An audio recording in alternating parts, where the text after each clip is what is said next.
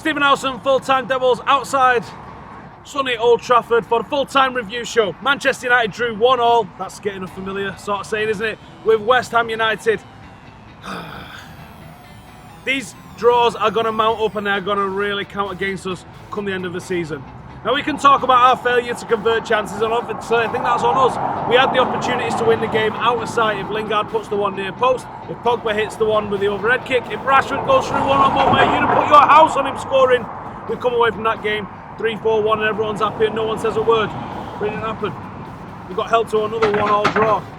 And in the last two games we've conceded goals to crosses, headers from crosses. And I think that's where the defensive frailties are starting to show.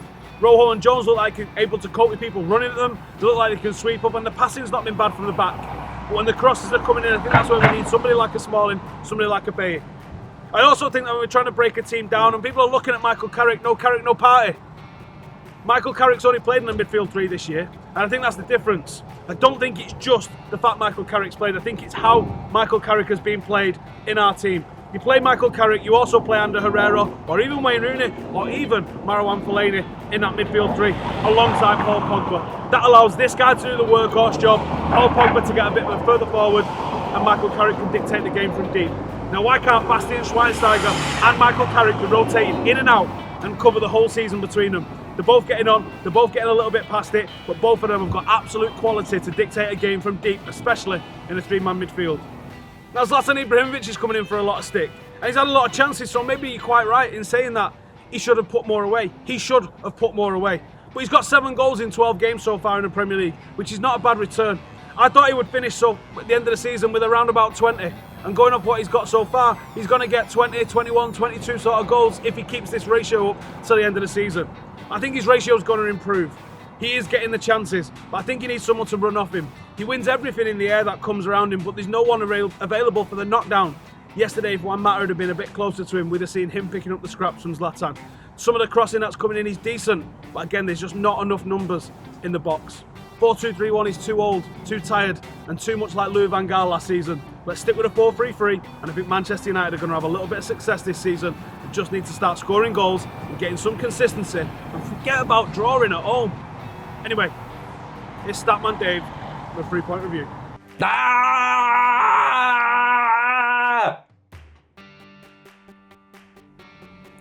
I think that's how we all felt on Sunday night after the 1-1 draw with West Ham in the Premier League. But anyway, it's 3-point review time.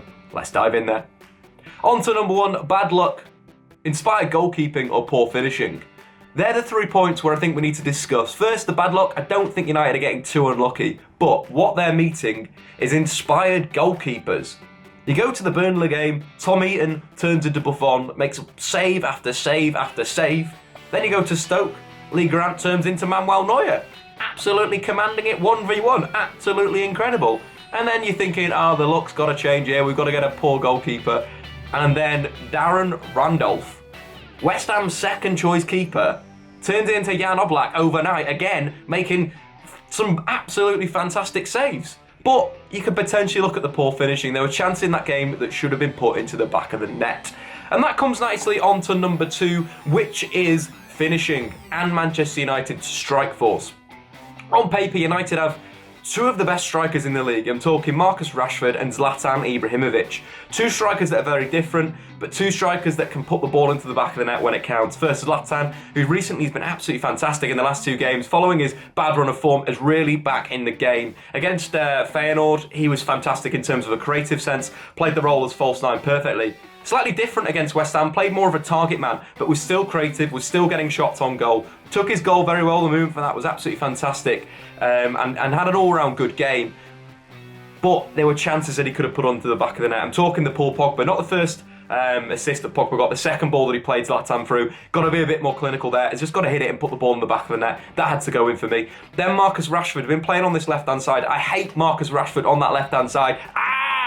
Stop it, Mourinho. We need to stop doing that because it's not getting the best out of Rashford. He looks unsure of himself. He looks like he's trying too much. You look at how many crosses he's played this season in the Premier League, 41 crosses, and only found his target 5 times. That's not really good enough. If you compare that to Antonio Valencia, one of United's better crossers of the ball, he's hit his target 17 out of his 59 crosses.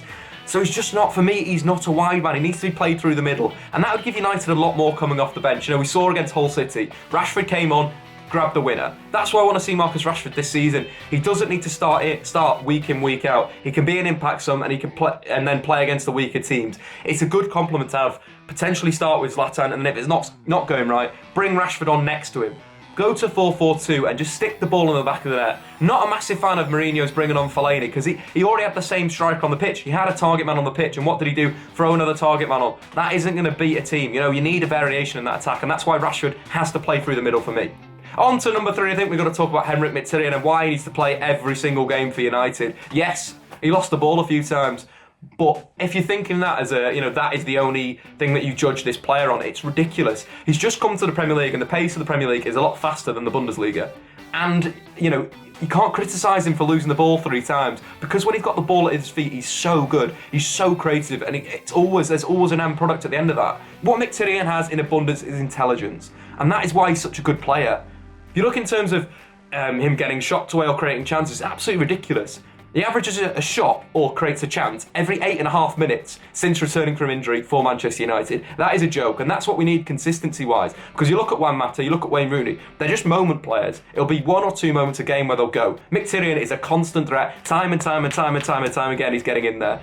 Let him make these little mistakes. Let him lose the ball a little bit at the start, but he'll start to get switched on, he'll start to slip these tackles, and then going forward. You see that the first touch pass he played for Wayne Rooney on one of the counter-attacks that unfortunately didn't end in a Manchester United goal. That's the type of technique and quality that he has. 1 touch, 30-yard pass, easy. But he needs to start every single game. I don't care whether it's Europa League, Premier League, just play him. He's young enough and he's at the peak of his career right now not to do that. But anyway, that's been 3-point reviews, over and out. Sorry for the frustration, because that was a goddamn frustrating game.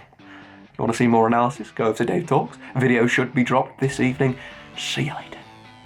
Cheers for that, Dave. Now let's have a look what we've been sent for United on YouTube. To me, it seems like top 4 has gone. We're now 8 points behind Arsenal, who have got a much better goal difference. It seems to me as though Jose Mourinho is prioritising this Europa League. Problem with that is that if one bad game in that Europa League and you could be out. Hello, it's MEFC Insight here for Full-Time Devils. Once again, we played like a fantastic team, a world-class team, created chances, but once again, we didn't take them. Hopefully things will turn around and the chances we're creating will turn into goals at some point. We're just not taking our chances, which is so frustrating yet again. We conceded in the 2nd minute against West Ham at Old Trafford. That's how poorly our defence was on crosses. We looked shaky on crosses, but assured on the rest. Jurgen Klopp can't get praised for showing passion. Mourinho kicks a bottle, gets sent off. Shocking. It's looking very bleak now, but we try and stay positive. Thank you for listening. Thanks to all those who sent us a submission this week. If you would like to get involved and you've got a United YouTube channel or you're a Manchester United fan who is a YouTuber, then get in the description and send us a video for next week's full-time review. Now let's have a look at those 3-word reviews from social media.